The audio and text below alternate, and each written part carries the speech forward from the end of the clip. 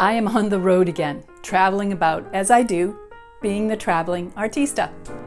Anyway, I'm set up for pastel and watercolor right here in this small space. It's amazing what you can do with a small space and still get artwork done. And I'm talking some international award-winning artwork. Today, I have a new travel palette that I want to share with you, and I'm going to show you how I set it up. And then I'll do a fun little process of how I go from start to finish on a painting. Here's a travel setup with my new palette. I wrote it down. It is spelled this way, M-I-J-E-L-L-O. And depending on the language, I'm not sure if it's Mijello or Mejillo. Anyway, that's the name of it. I'm going to set up this new palette, get ready for traveling with it. And here is the paper I'm using, a Firenze. It is acid-free. I do not see that it's 100% rag, so it was given to me and I want to try it out, see what it's like. It's designed for acrylic, but I think I can use it for watercolor. If not, we'll switch it up. My two favorite brushes, my flat wash, that's a 3/4 inch brush, and my round brush, which I believe is a number 10 silver black velvet. My backup brushes, smaller brush, toothbrush, and a rigger. Have my 2 tubs of water. One is to clean the brush, and the other was my clean water, and a spray bottle of water, of course, my basic tools. Here's a collection of my basic colors. And with these, I know I can paint almost anything. I've shown you these in prior videos. And I'm going to start taking away things I don't actually need that I could actually mix from the other colors. So here is a sap green. That's a color of convenience for me. So I don't have to spend time mixing. If I need a nice green, I can pick it up quickly and put it into my painting. I don't actually need both the burnt sienna and the burnt umber. It's nice to have the burnt sienna because, it's a convenience color, but I can make basically a burnt sienna by mixing the burnt umber with the cad red. In these, if I had to simplify this even further, I could bring it down to the transparent colors. That way you're going to get really brilliant hues. So we have like a lemon yellow, so the cad yellow would go away, the cad red could go away, and the cerulean blue, because these are not transparent, they're basically opaque. The burnt umber is opaque, but that I'm going to keep because it really gives me nice dark colors when mixed with the French ultramarine blue. I mean, you could get by on this and really work on practicing mixing these different colors to get the colors that you're after. But I am going to go back and I am going to set up my palette as I have historically. I've been working with this color, be it in oil or watercolor, for decades. Here's a collection of my basic colors. And with these, I know I can paint almost anything. I've shown you these in prior videos. And I'm going to start taking away things I don't actually need that I could actually mix from the other colors. So here is a sap green. That's a color of convenience for me. So I don't have to spend time mixing. If I need a nice green, I can pick it up quickly and put it into my painting. I don't actually need both the burnt sienna and the burnt umber. It's nice to have the burnt sienna because, it's a convenience color, but I can make basically a burnt sienna by mixing the burnt umber with the cad red. In these, if I had to simplify this even further, I could bring it down to the transparent colors. That way you're going to get really brilliant hues. So we have like a lemon yellow. So the cad yellow would go away, the cad red could go away, and the cerulean blue, because these are not transparent, they're basically opaque. The burnt umber is opaque, but that I'm going to keep because it really gives me nice dark colors when mixed with the French ultramarine blue. I mean, this, you could get by on this and really work on practicing mixing these different colors to get the colors that you're after. But I am going to go back and I am going to set up my palette. As I have historically, I've been working with this color, be it in oil or watercolor, for decades. So here are the basic colors. Picked up the wrong one.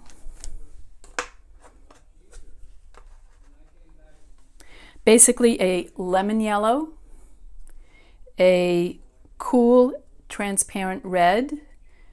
This is a pyrrole scarlet.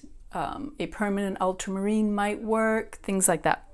The French ultramarine and the burnt umber. Here I've added in any extra colors I may want to add into the palette in the future. I still have my two basic yellows, the cool and the warm. I might put a little cad orange in the corner.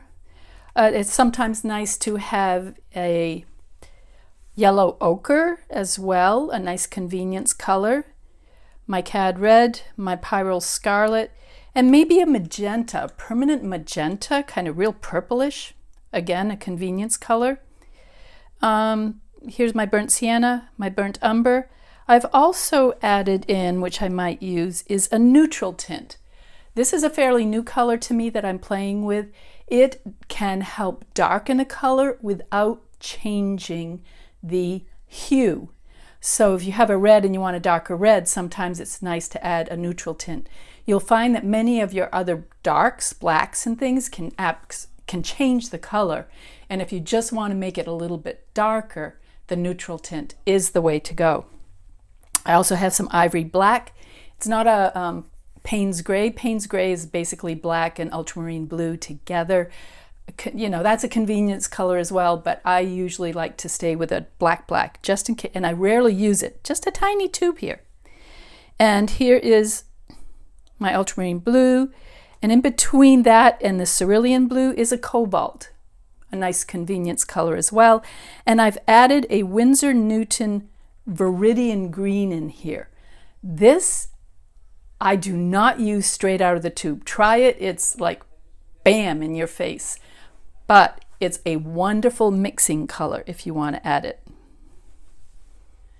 When laying out a palette or putting more paint on, I have a couple extra tools. Always some pliers in case the cap gets stuck a little bit, and a small piece of paper towel that I can dampen and wipe off the cap and the edge, the threads of the top of the tube, so that it doesn't get stuck for the next time when I want to open it up. Because it has glycerin and honey or similar chemicals in it, it's a natural chemical, but it's in there, those act like a glue, and it can glue this cover onto this tube without you wanting that to do. So by just quickly cleaning it as you're going along, you know it's going to open easily the next time. I cleaned that nicely. Going to put some nice yellow right there. Look how fresh and beautiful. I use quite a bit of lemon, so I am going to do 2 bins of lemon. Partially because I use it a lot, but also because it can get contaminated very, very quickly. Okay, wipe that off, throw that away, close it back up. Nice. Here is my, see it's a little bit stuck. Yep. Pliers. Boom. Ooh, look at that. That is in what I call the cadmium yellow family. It is actually, this is my dirty water, a new Gamboge by Winsor Newton. I'm going to take my toothbrush. Can you see that? Take my toothbrush and lightly clean out that cap. Also a little paper towel to clean off the threads.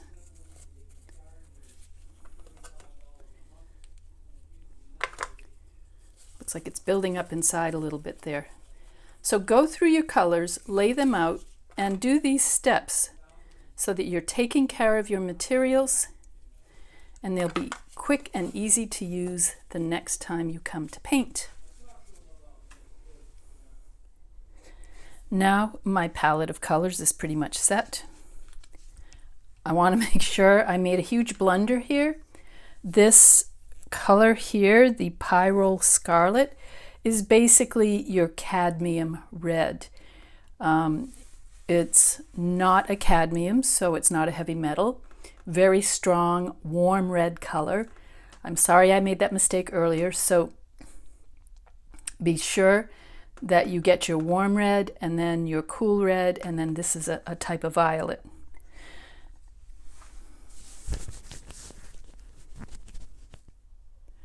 Now we're set up our whole station. This is my reference photo. I was driving through Virginia, pulled off the highway, went down a road. It was a farmland, and I just pulled over in someone's driveway. It was a long driveway, and off to the side, and I spent about 5 minutes doing a sketch of this and coming up from this view with this sketch here. So what I wanted to do here is play around with the height of the grasses to bring in a more interesting element up into the sky. I liked what I could see of the roadway and the way it bumps up and gets further and further as it waves off into the distance. It's hard to see here on the photo, but you can see it a little bit. So when you're in life, in plein air, you can often see things more clearly than you can from a photograph. I have the photograph just as a reference in case I need it. I don't plan to need it, but it's here in case I do. I also liked these man-made elements of the telephone poles and wires. So I'm going to change this slightly.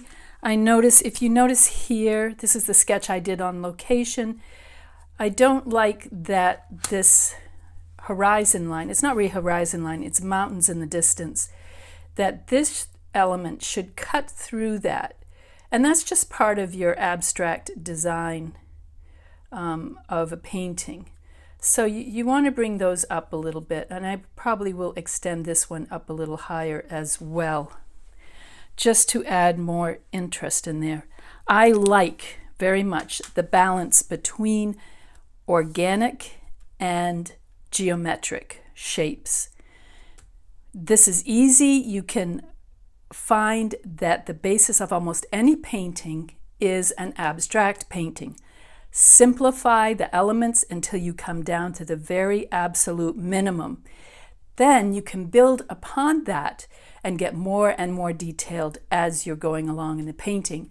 And it's up to you how detailed you want to get.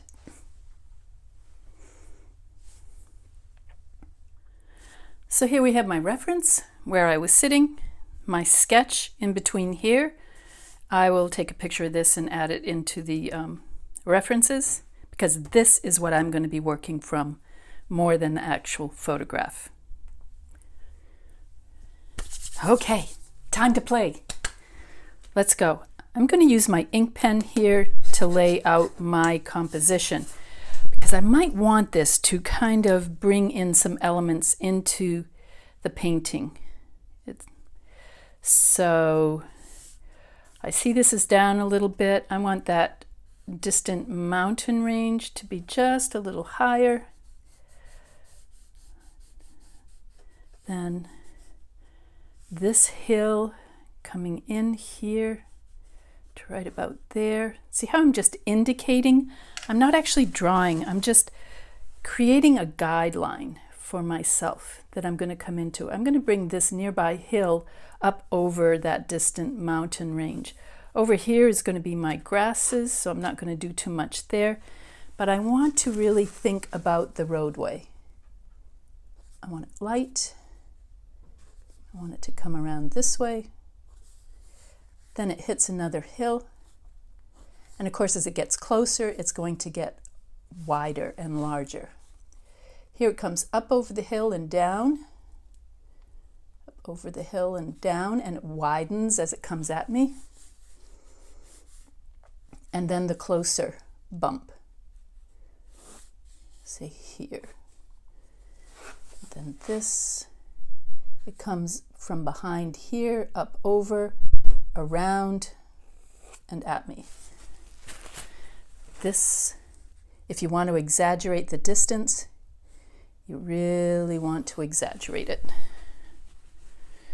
That's going to make it feel like it's really got some depth and distance going on. All right, now, and I'll tell you, normally I don't have my sketchbook on my palette. It's usually off to the other side, but because the camera's there, I cannot get that over there. I'm going to make little dots here to be the center of that road. The center of the road back here to the center of the road here. All right, and let's put some of these poles in. They're beside the road. Design-wise, I'm not thinking exactly where this was placed, but I want it design-wise to work with the painting. So I'm going to put it right about here. There's that pole. And then there's another one back past this hill. This one's on this side of the hill. This one here. Now they're going to get closer as they go further into the distance, and they're going to follow the rule of perspective as they go back. So here down to this one on this hill, and see how that's following through there. And then there's going to be one, oh, say about here. This one will be below that line. And then at the end, I'll add those lines in for the wires. I don't want to add those now. I want those as a finishing element. So I need to think ahead. I need to plan ahead with those. This I am now going to set off to the side.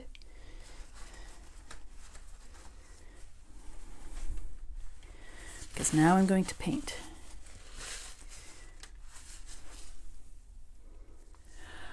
I've noticed that my composition hasn't come out quite as I planned. The middle of the road is too close to the middle of the painting. So I'm going to adjust my format of this painting. I want that a little more to the side here. And just to let you know, we do not frame every single painting that we paint, right? So I'm trying to create something that's interesting. And I can buy a mat or create a mat and a frame if I want to frame this. That's not a big deal.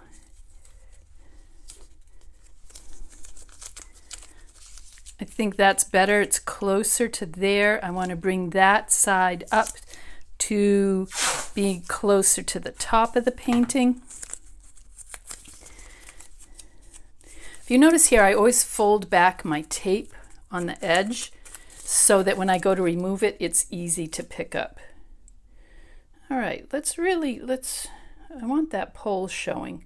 So I'm going to bring that down quite a bit.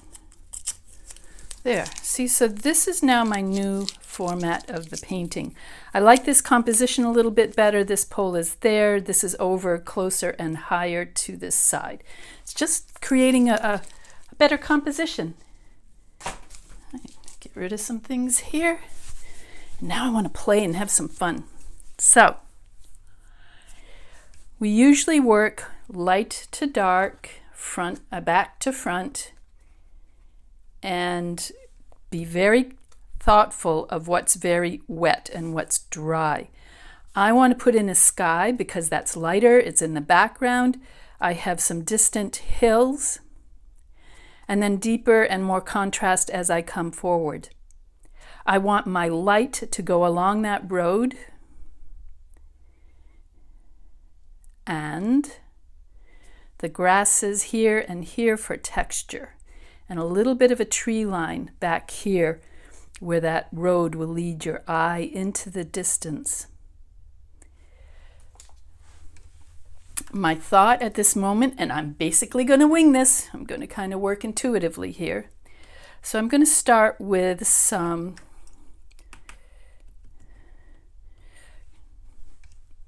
washes of color. Right here, I'm just getting water, thinking, while I'm doing this, I'm stalling. I'm thinking about my color scheme. So, ooh, new paints. I'm so excited with this. Primarily green yellow. Here I think this will be a light kind of bluish. So I think I'll put in a blue in the distance. When I go into my palette, I just touch the corner of my brush into that fresh wet paint. If this were not fresh paint, I would have, first thing, dampened these paints because they would have dried out so that they can be reconstituted, so they can be softened. That's a nice color. I need enough to cover that sky area and possibly bring the sky and down into this roadway. So you can see how I'm thinking ahead. This is too blue, right? It's just blue. It's kind of boring. So I'm going to add a little warmth in there, maybe a touch of the, I just messed up this is my dirty water, my brush that's in the wrong spot. I need this here. Okay. So I dampen my brush. I take most of that water out, but not all of it. So now the brush is damp and it will act like a sponge. I want to touch the corner of that brush into that burnt sienna. I'm going to pull some out here. You can see with a new palette that I'm getting this beading up. That will change as the palette ages. Clean this brush. Bring some of this into this blue over here. And I need it very light, so I'm going to need quite a bit more water.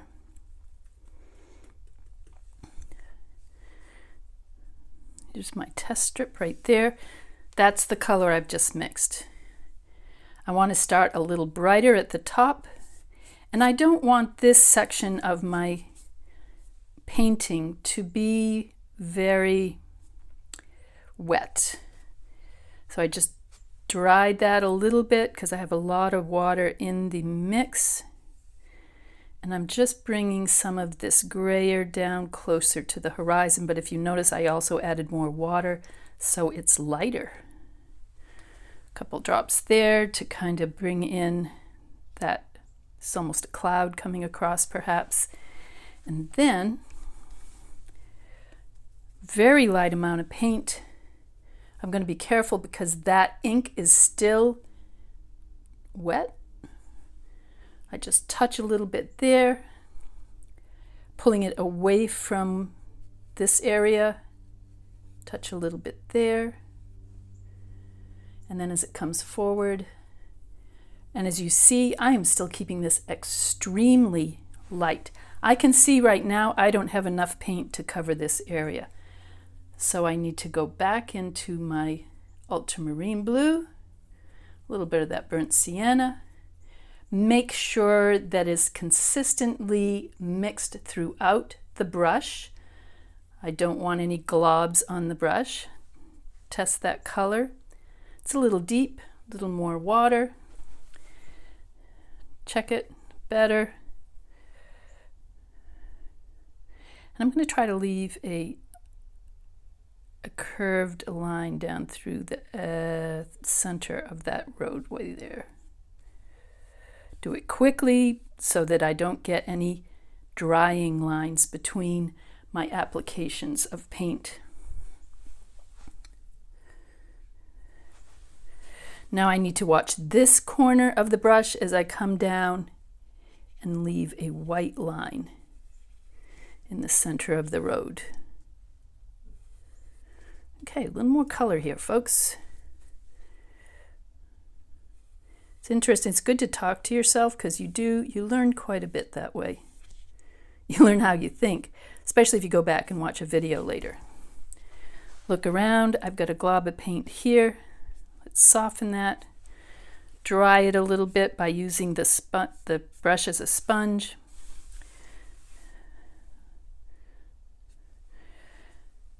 Okay. I'm envisioning how this is going to look when I bring in the, what do I want to say? That was stupid. When I bring in the grasses and stuff around it. Distant tree line. A touch of umber here. Other corner, a touch of my ultramarine blue. Bit of water. Clean the brush. Wipe off some of the water.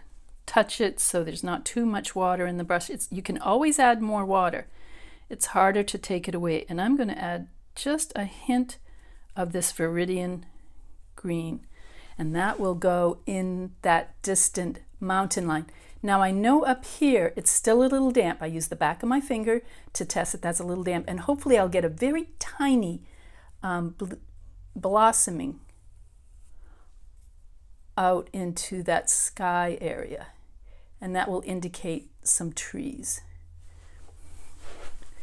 Turn my brush around so I'm coming close to the edge of that road and bringing it across. Step back and wait.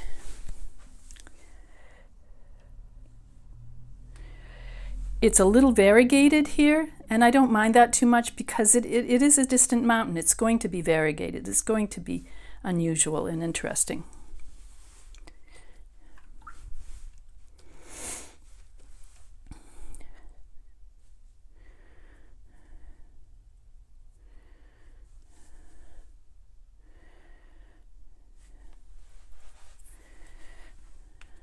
Wait for that to dry a bit. Now I'm coming in with a hillside here, and I'll add in the trees a little bit later. So I'm going to add the grasses in. A little of my cerulean blue. Now you notice I didn't totally clean my palette because this will tie the painting together as I tie the colors together. I need a large area of paint for this one. So there's some ultramarine, there's some cerulean. If you notice, I use the two different corners of my brush. A little more water, a little more of that burnt umber. But I don't mix all of that blue into that because it will help me variegate my color. And now I need something warmish. I'm going to go with kind of the opaque. So I'm picking up a little of my cadmium yellow here, mix it slowly into that blue. That's a pretty good green. I'm going to go with it. Blue it up a little bit. Now this is grass. So even though it goes along this hillside, I want it to grow up. I want to constantly be thinking about the fact that even though it's a horizontal field, the grasses are going vertically. You can even turn the brush over and push up into that area. Just quickly cover that so that it has some variegation and no unnatural lines. A little grass on the other side of the road. I'm going to make that a little more yellow. And it's got to go behind these grasses. So following with the corner of my brush, I'm following the edge of that roadway. Down here, because I'm in a hurry, I'm just going to grab some sap green. My paint's drying very fast today. A little more water in this. Check it. Looks good. Looks a little light. But down here, I just want it there. Just fun. See how loose I'm holding my brush? It's dancing almost in my hand. I can add a little more texture over here. And right on the edge of this hill, bring that out. This will need to come out a little bit too.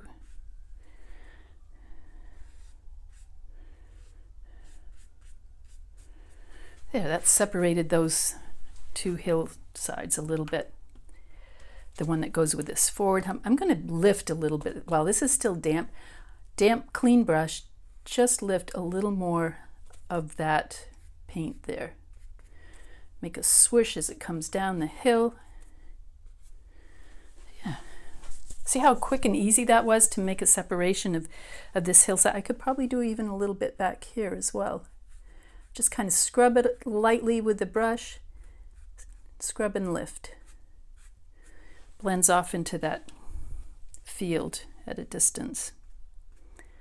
Tinier strokes here. Tinier strokes in the distance.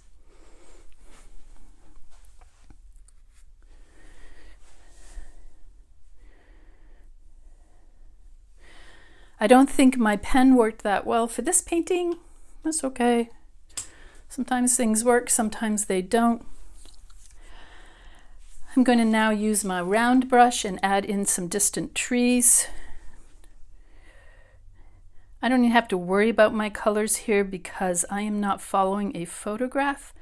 I am just having fun and playing with color and the design. Color and shape. It's all about the color and the shapes. You see I've added more paint here and how much darker it gets. Look at this compared to how much water I had earlier. See how much darker that's going to be? I want it a little more blue because it's in the distance. Things go back in the distance, and because of atmosphere in between us, they're going to appear more blue. The haze cuts some of the light rays and the deeper bluish one. The blue ones travel more distantly. This is a tree line. It's a little dark, but for right now, I can always lighten that if I want.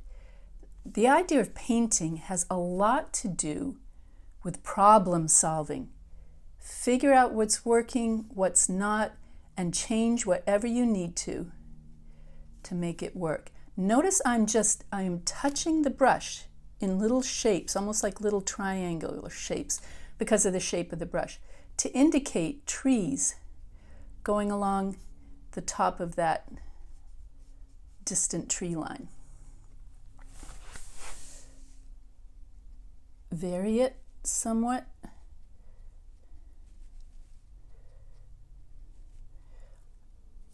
My brush is making little mistakes coming down further than I wanted it to, but I'm just going to work with that then. I mean, why not? Kind of clean the brush, blend it in a little bit by dragging across. Same here. And you can see the deeper ones are down here closer to this roadway because that's where I want the viewer's eye to go. I'm also holding my brush closer to the ferrule to gain a little more control because I'm working in details now. I don't like this line here. I'm going to gray it a little bit and add some interest. Maybe some tree trunks coming down into it. These are very even here, so I want to turn my brush to be sure it gets some variety. It's a little, every time you turn the tip of it, there's a slightly different shape to it. So pay attention to that as well. Every little thing, we have to be thinking ahead, we have to be planning, we have to be in consideration of what we're working on right at the moment. And it makes it really challenging and really exciting.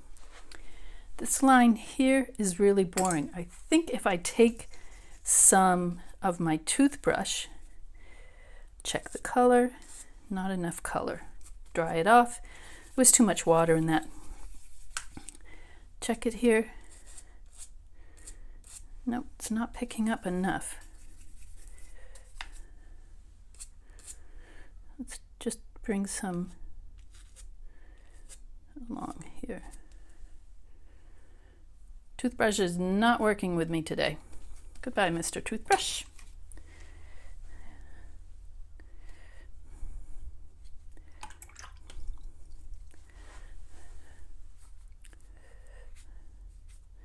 I'm going to blend this in. I'm just going to add a little extra water. It's now quite wet, and that's going to soften the base of that tree line.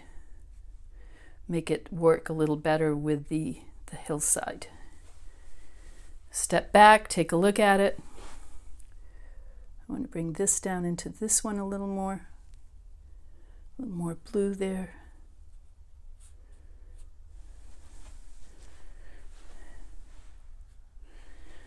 Okay, I have plans for this side. I'm thinking about what I'm doing there.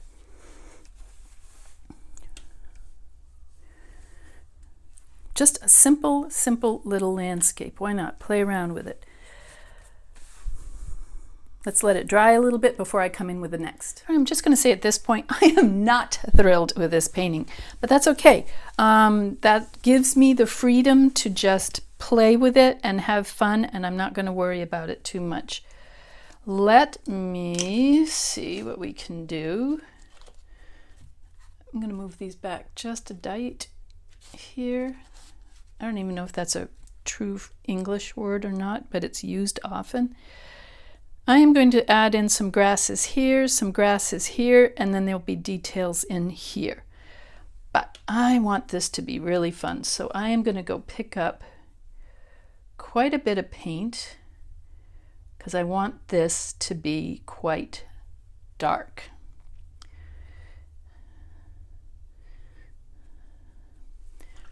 I'm going into my green, so I want a clean brush so I don't contaminate one color into the next. That's pretty good. And let's warm it up slightly with some burnt umber. And possibly a little of the neutral. Ooh, look at that nice dark neutral. Mix it up, make sure it's ready to flow. Notice I've created different small puddles of color that I can constantly get into and change my color I'm adding to my painting quite quickly. I'm going to spray, it's dry in here, and I'm just spraying the top of this to keep them moisturized. All right, let's see, grass. So if you notice, I'm turning sideways and I'm got it look how far back I am on this brush, and it's just dancing back and forth. I have very little control of this brush right now. So, and that's kind of fun because that means that the painting can take some control. I want this to be greener. I'm going to go pick up some more of that sap green. See how quickly I can do that because it's a convenience color. I want some depth down in here, and then I'm going to add not quite as dark, so I need more water here of this color over on this side along the edge of this part of the road. See, it's getting too much the same color. I mix it up a little bit, add a little more of that brown. I have my central color here, and then I just dab into that brown a little bit up here. Kind of make a variation. And I've got a plan for this. I'll show you in a minute. Darkening that bottom edge here. And now I am going to take my spray bottle. I cleaned up my brush so it's clean when I go to use it. I'm going to tilt the painting, test my spray off to the side, and spray along the edge of that paint there. And then I'm going to let it dribble a bit. I'm just playing with it. I'm watching what the paint wants to do. I'm grabbing my rigger brush here. I'm going to pull out some thin lines. Let's get some depth in that. Very, very thin brush.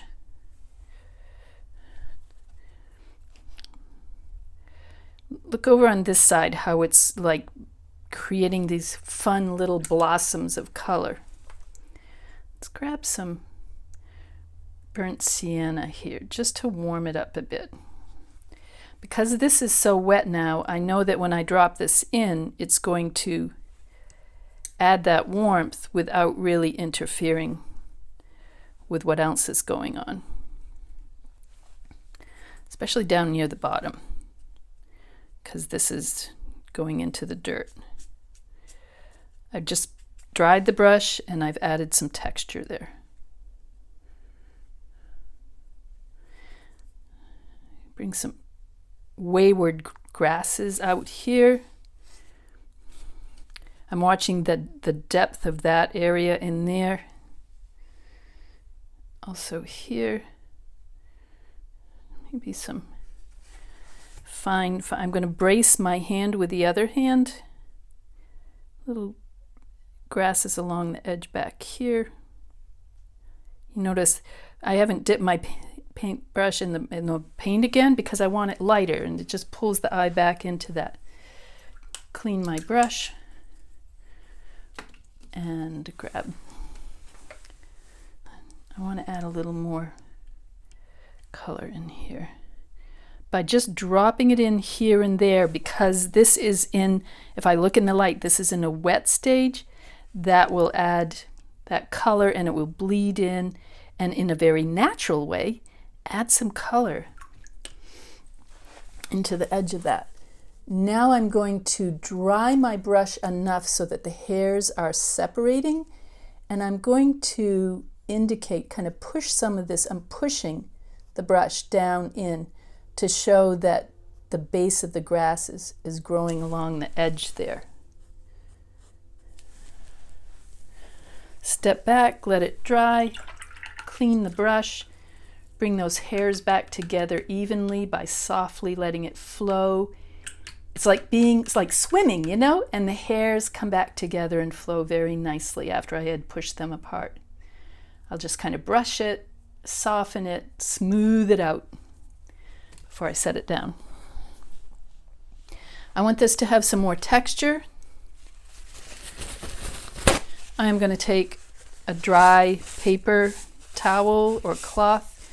I am going to twist it, move it about so that, see, it has some lines there. And if I just touch that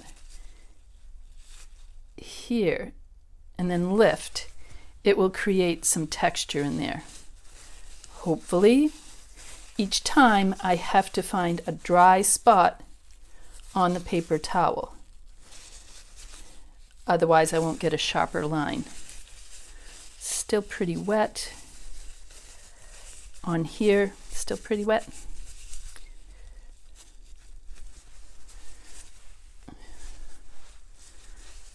And one more. Don't overdo it. I'm going to go back to my rigger brush, pick up some more of this deeper color, more of that green. Very loose on the brush again. Let it play. Let the brush and the paint play. I mean, if it doesn't come out, you've had some fun.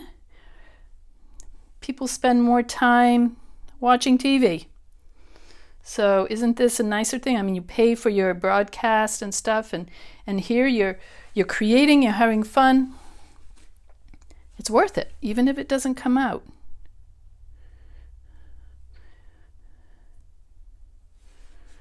Right, I'm going to kind of leave that. I'm going to grab my credit card. First of all, I have to mix up some paint. I'm going to go into the telephone poles now, pull out a bit of paint here, make sure it's wet enough to not flow too much, but have some flowing capabilities. That ultramarine, that French ultramarine is just rich. Beautiful. Look how dark that is. But I don't want my telephone pole to be flat color. It's going to be grabbing light on one side and shadows on the other side. Wood is not, it's a natural thing. It's not always consistent. Now I'm going to push my credit card into that and touch and drag a little bit. Needs to be more even. Touch and drag. Touch and drag. Got to play with it a little bit sometimes. There we go.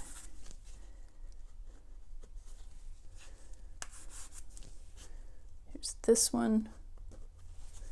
Come on. Come on, card. Do your thing. There we go. Further in the distance, I'm going to wipe off part of it because I don't want it as high. I don't need the paint all the way up. A little touch. This time I dragged it up and down. This time just a little bit. Although that ink mark back there is working pretty well already.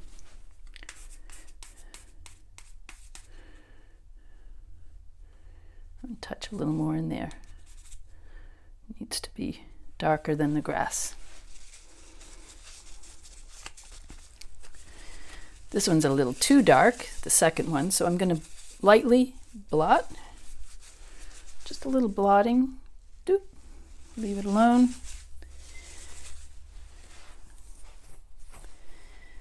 All right. Play, play, play. Having fun.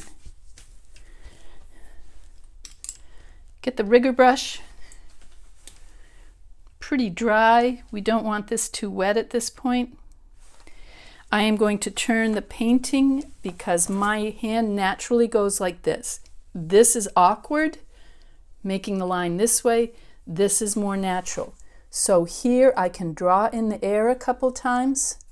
I want to make sure there's enough paint on this brush to do it. That looks good. Nice curve in the air, and then bring it down and do it. And across. Then it's going to get lighter as it goes in the distance. And same here.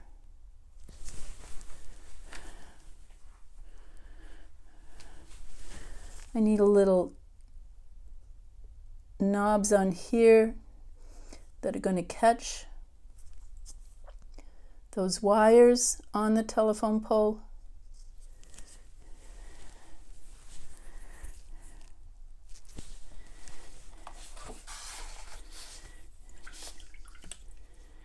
And let's see. Oh, shadows. I didn't bring my shadows across. I'm going to bring a little bit of shadows across from the grass. I'm going to do a light spray on the road, checking it in the light. Here's the grass shading here as it goes back. The shadow from this telephone pole as it falls across that road, right?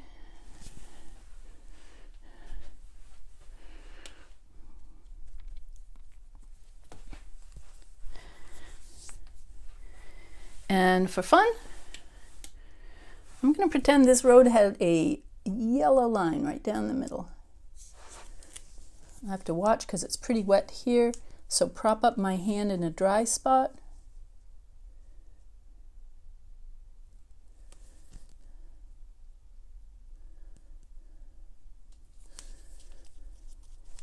Remember how I drew? Now I know this curve, it has to follow this hill, comes over and down.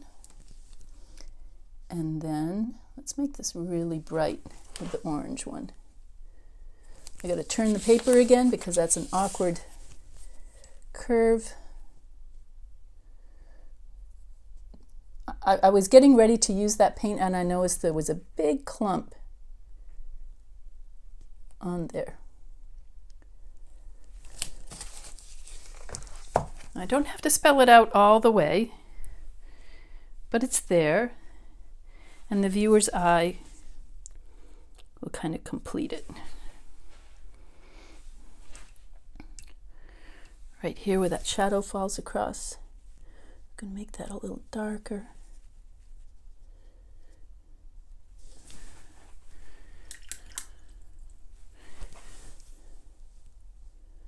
So play with it a little bit. Have some fun. Don't worry too much.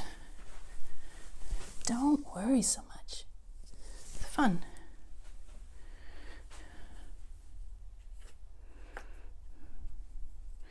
I wait for this to dry and I can add in some sharp lines.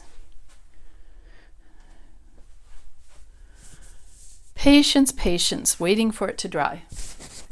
Right, I'm just going to have some fun with this one, see what I can do in one fell swoop. Wet my brush, top to bottom, light to dark. I want to play with this. I don't want it to be, whoa, I don't want it to be that color. Let's get some blue in there. All right, here we go. I don't need much. Purple sky. All right, water, very light, coming in upside down with this.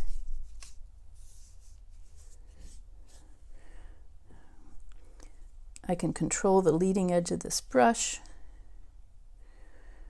It's kind of fun. There's my sky. When this gets to be fairly dry, I can add in some cloud line there. The distant mountains. Meanwhile, I need, and I'm using my convenience green, the sap green. Add some consistent water in there. Over here, I'm going to add a little Viridian. Whoa, a little Viridian. I'm so used to reconstituting my paints that this fresh paint really grabs me quickly. A hint of Terrilynn blue. Okay. Spray it around, keep it damp so I can see what colors I've got going. Wow. All right, I want to do distinct line areas. How damp is this? That's pretty good.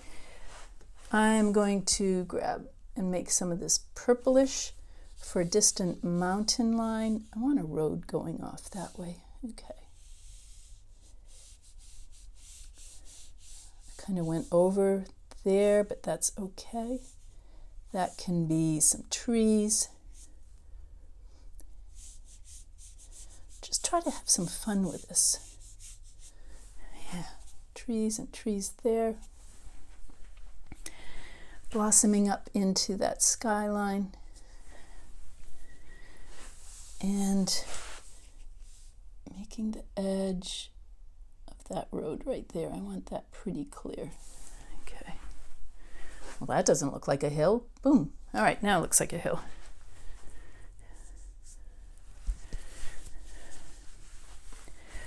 Let that dry a bit before I bring in the next layer. I need it, but while that's drying, I can do a middle layer here. Needs a little more neutralization, so I've got some pre-mixed color over here. Just some neutral grassy area there. Again, turn my brush or my paper upside down.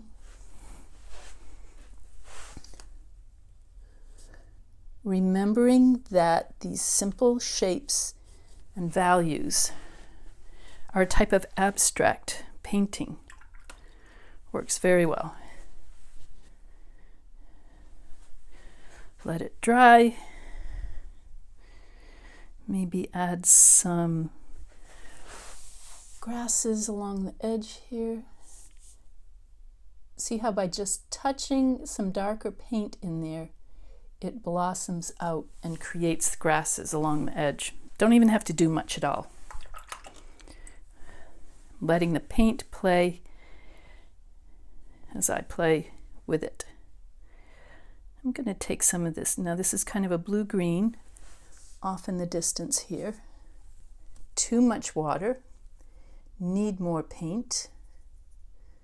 A little of that cerulean blue, a little of the ultramarine, no, cerulean blue, sorry, and viridian. And of course right now my main grass color is the sap green. So I need to get those working together. Too green, whoa. That's right, I wanted that more blue, didn't I? Okay, a little blue there. Kind of fun along here. Edge of that road I need very distinct.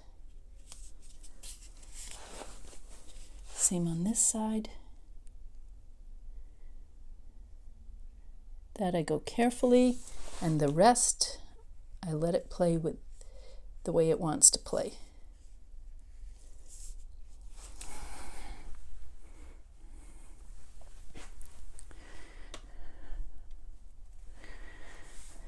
I want to add some more down in this middle area.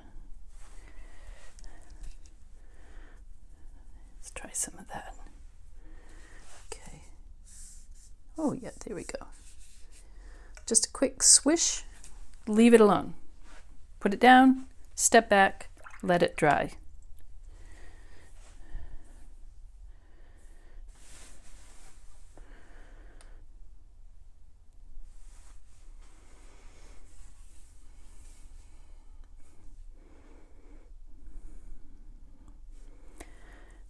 We've lost some of the grasses along the edge there, haven't we?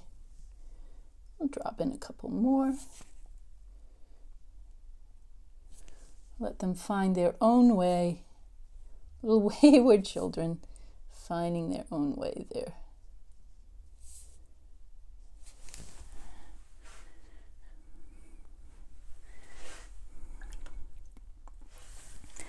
And in the foreground, it's going to be quite green.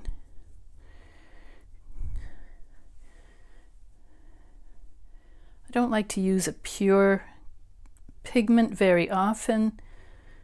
It's pretty intense. I'm going to pick up just a little of that warm gray over here. Make sure there's enough water in my brush. Bring that along there. Touch it there. Let it bleed off to the edges. A little more sap green. Notice I left that little line right there to define between the two different hillsides. I'm going to kind of do that over here as well. And here, the edge of the road. So I want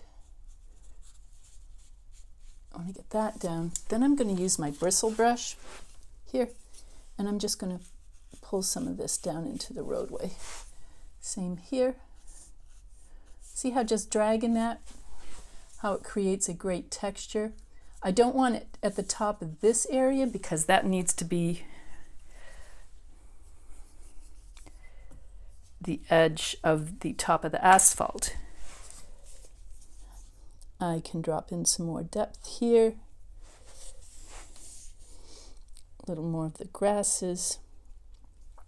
The light's coming from this direction, so this side of the grasses would be darker.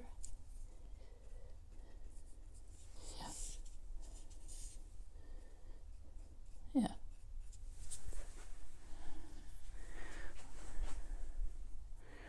Way back on the brush, let it dance around.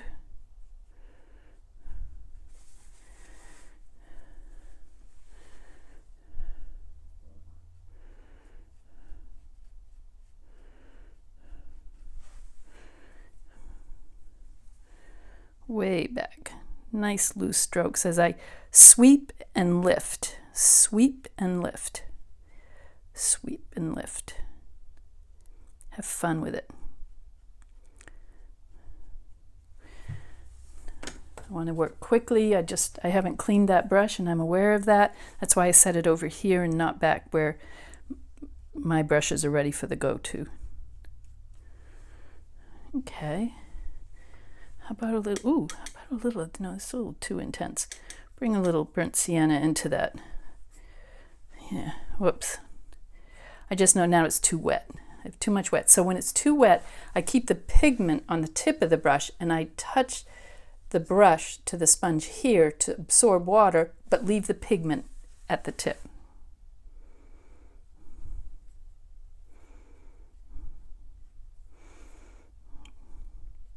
Still too wet. It's not really working as I want it to. Irregular. Whatever you do, you want it to be irregular at this point. Clean the brush. This one is not clean. What color was in it? Dark green. Okay. While we're at this, we might as well drop some darkness into this. It's not getting very dark. Still very wet.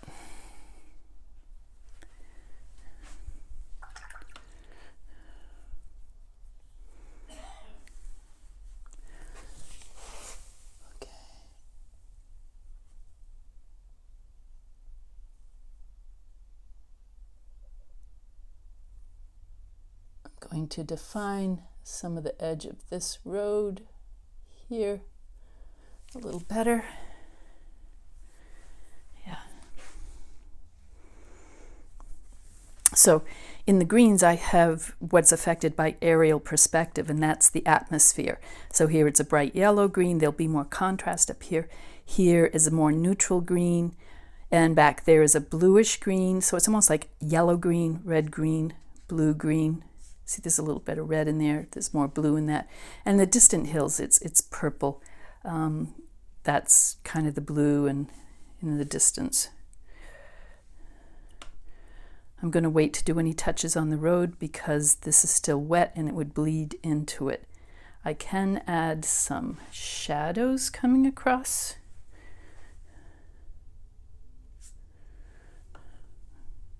Parts of the road.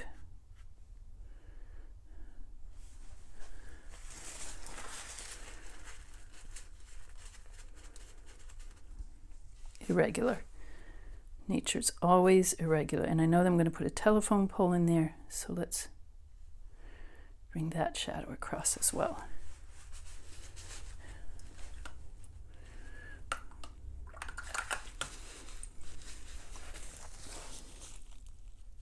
I really don't want that there, so I'm going to kind of lift it. Leave it alone, come back with it to it in a little bit.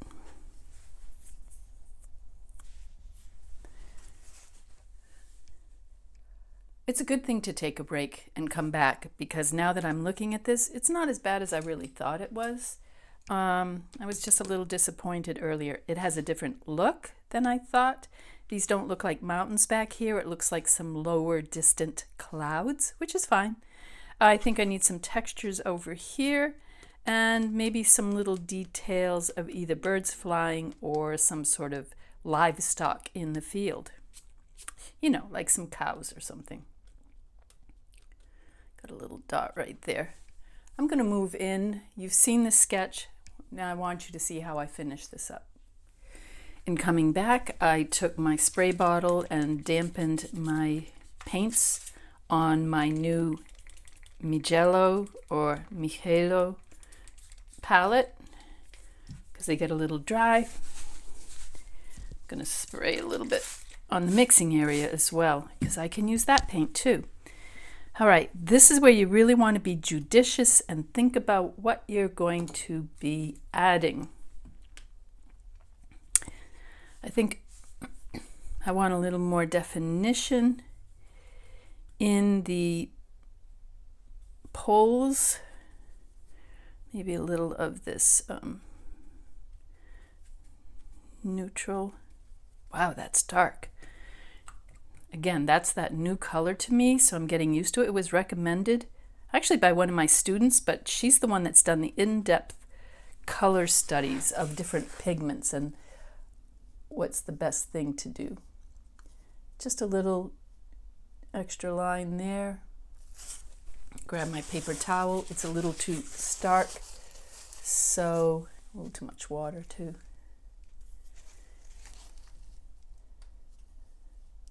Kind of finishing off that pole. I'm not sure what that dot is at the top. I think that's when I use the ink. Just touch it, adds a little variety of shading on the pole itself.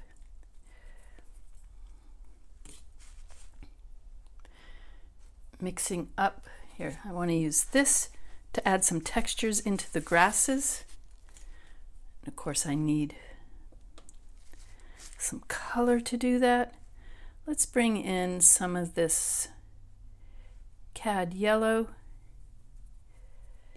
and perhaps some of my sap green. A little more than that. Blend them together. Looks pretty good, but also looks a little thin. It just looks like thin paint. I'm going to add some more paint in there. Warm this up a little bit.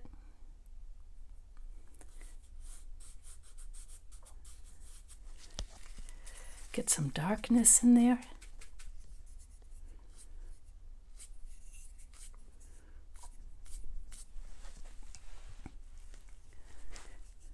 A little more over on the other side here. This rough brush, see how loose that is? Great for grass and things like that. Yeah. Get this shadow, very green. I want to bring this shadow from the flagpole over a little bit more.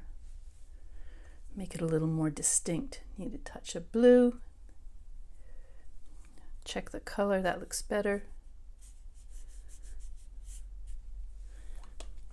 Too dark, just a light lift.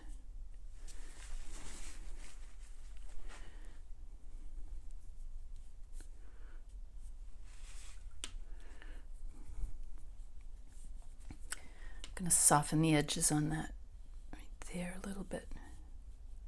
So I've just cleaned my brush, not too wet. I've dried it somewhat on the sponge, and just past that edge, I am dragging in some water to soften that.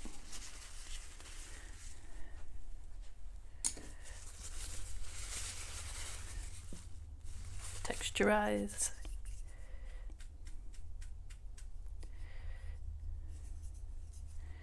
Grab a little of that red maybe. Yeah.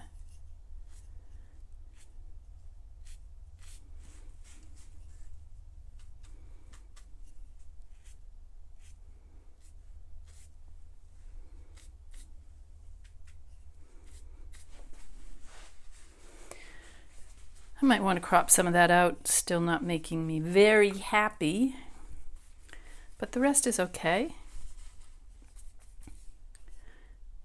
Grab a little more of this yellow for some light over in this area. And then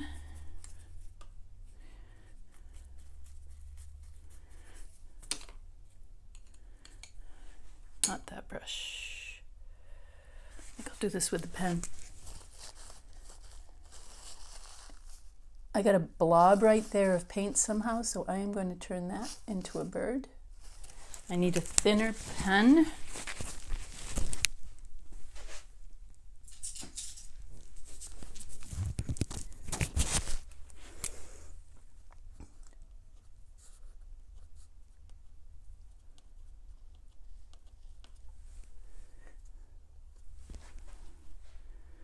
There's some birds coming home to roost. I've learned quite a bit in this painting. It's still not my favorite, it's not the greatest, but it was fun to play with it. And plus it's a brand new paper and a new palette. Let's check the second painting and see where that is. Has some possibilities as well.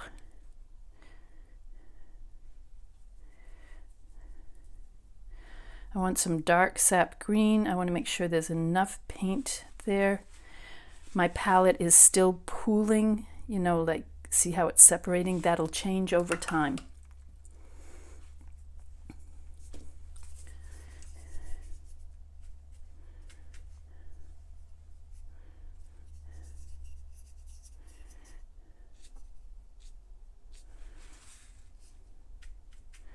Just a little bit, not too much of a good thing.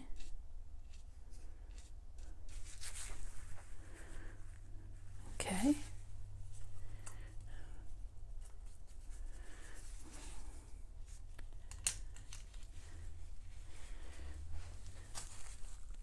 I want to bring in a little color on that roadway.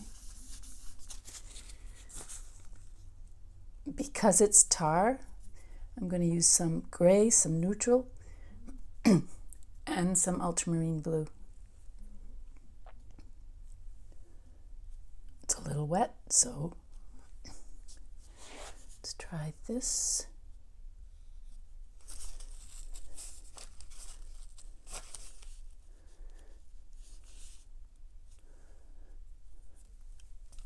I'm going to go with this brush really quickly.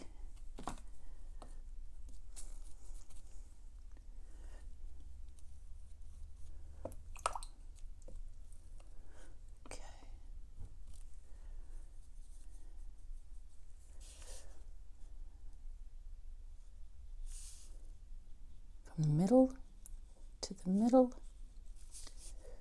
I want a nice, this one I want the white line of the road.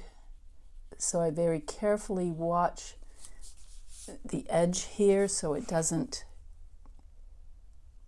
connect the two sides. That one goes off in the distance. Let's put a little hint of a shadow on the back side of that hill. And then the front road area, I want to again keep it very light. The line will come about halfway, so that's right about there. It comes down and goes this way. Now very quickly I have to fill in this so I don't get any drying lines. And on the other side of the road. Come on, paint.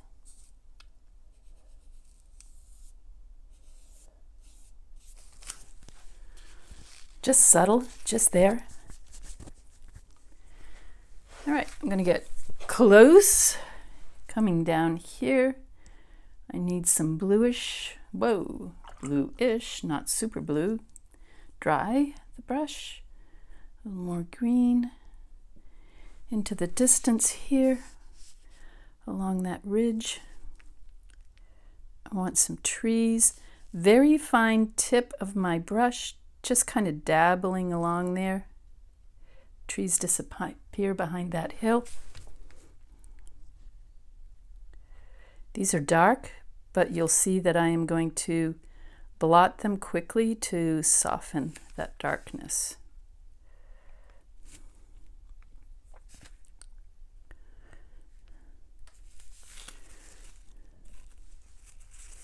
Make sure it's a clean spot on your paper towel. If you don't have one, you get a new paper towel.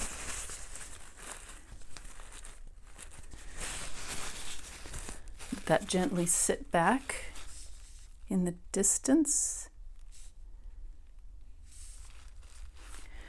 I just took some clean water and blended the bottom edge of that. See, it just doesn't have to be really, really tricky. You just touch it and let the water and the paint do half the work for you. Sometimes we try too hard. Don't try so hard. Have a little fun. Let the paint and the paper and the water do their work. This is a partnership. You're working with them. Softening the bottom shadowed edge of those in the distance. All right, I don't want to mess with it too much. Clean my brush. While I'm cleaning it, I'm also scrutinizing details here.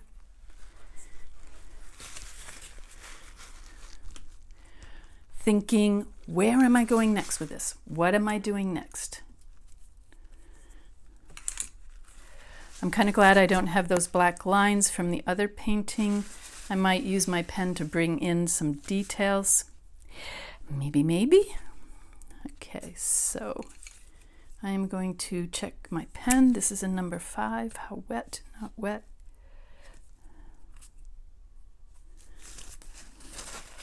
Sometimes the ink builds up on the tip, so always look at your tip to make sure it's clean enough to get a clean line. All right, got a little telephone pole back here, another one here. As we're coming closer, let's put one on this rise.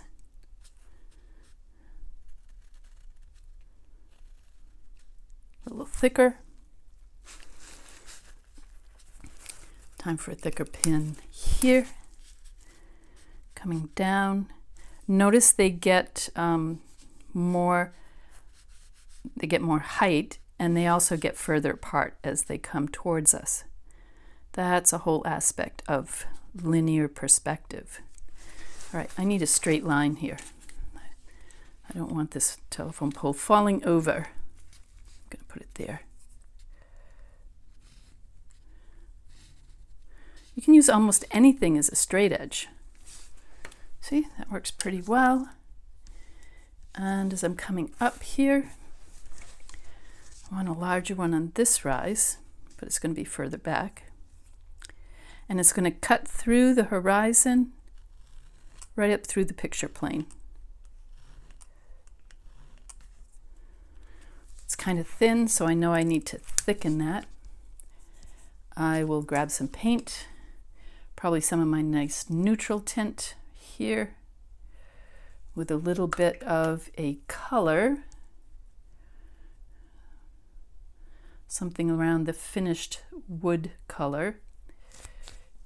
Tree bark tends to be in the gray areas, but finished wood tends to be brownish. All right, get my card, flip it, pick up some paint, touch it, looks good. Just a little width up here. Now I'm realizing, oh yeah, I'm on a rough paper with this one. So I'm not going to get a sharp line. Let me bring this back a little. It's a wider telephone pole, kind of dark. Let's soften it. We can also soften the other telephone pole slightly right here. Just touch it with some water and blot. Yeah, it's okay. We're just having fun. Now I need to move my painting. Whoop, there it shows the paper I was using.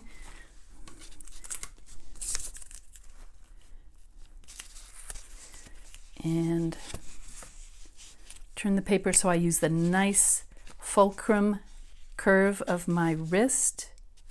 That's my thick pen. I need my thin one. Check the tip. Wire. Think through each one. Plan it out nicely. Make it work.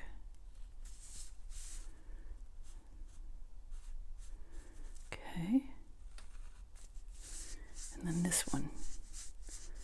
We don't want the intersection of the wire and the top of the telephone pole to go, we don't want it intersecting here at the edge of the paper. We want it to go off.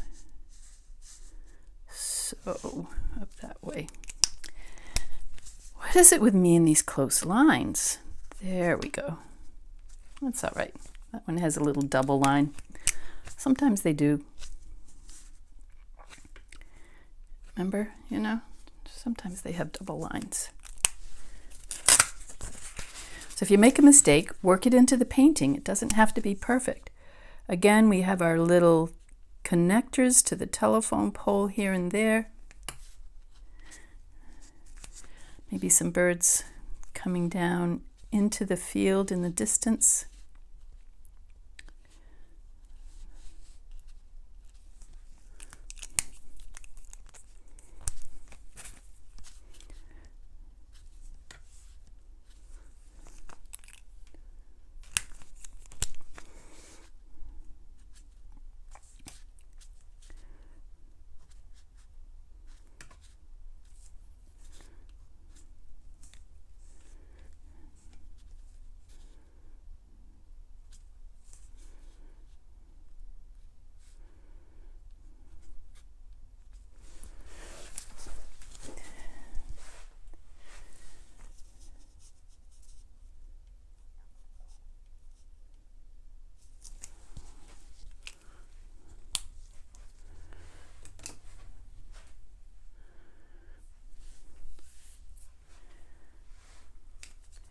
I'm just looking at the design now overall.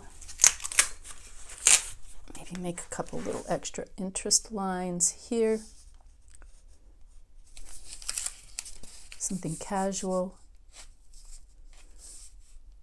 Doesn't have to be super finished to define some things. Anyway, kind of fun. It's just a little sketch. We had a lot of fun with this. Trying some different papers, trying some different approaches, my new palette. Birds got clunky, but this is fun. Let's play again another time. I have an idea. I'm going to do one more little stroke here, right at the edge of that grass. Right here. Yeah. Some nice real yellow in the foreground here. Sometimes it's a little surprise at the end. It's nice to have a little surprise. So you try it. You play around with it. Have some fun. Don't worry if it comes out looking like mine. Mine's not great. Maybe yours will come out even better. Then you can share it with me, and I would love to see what you do. Challenge you to make it more interesting than my painting. You can do it. You can. This is not a masterpiece, but it's been fun, as I said. So go ahead and try it. Keep painting and enjoy life.